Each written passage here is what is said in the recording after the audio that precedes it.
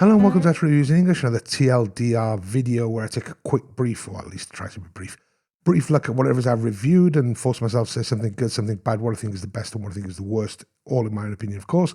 And today it's the Simgot EM6L.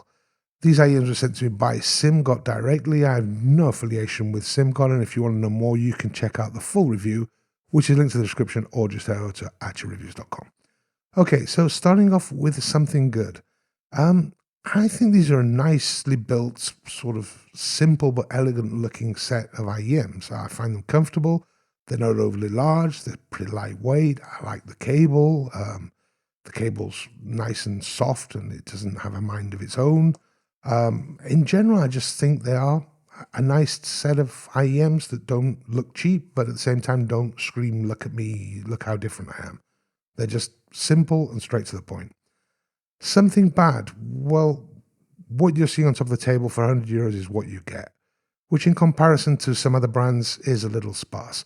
You get everything you need, you get the IEMs, cable, 3 sets of tips, and a semi-rigid storage case, but that's it. And again, as I say, it's what you need, but in comparison to other brands and models at this sort of price range, it's not a lot. Now, to me, the best is, I was actually very surprised because I measured these IEMs before I actually listened to them. And if you look at the graph, you'll see the upper mids and into the treble range. There's a lot of presence there, and I expected them to have a harsh, bright upper treble, upper ranges sort of thing. Not actually the upper treble, but upper mids and lower treble, that sort of area.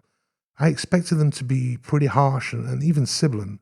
But they're not. They manage to be quite calm and collected with that treble, even though the treble is present, which is something that surprised me a fair bit. And I'm actually surprised that they've managed to pull that off without giving the sensation of it being overly bright, but at the same time without anything missing.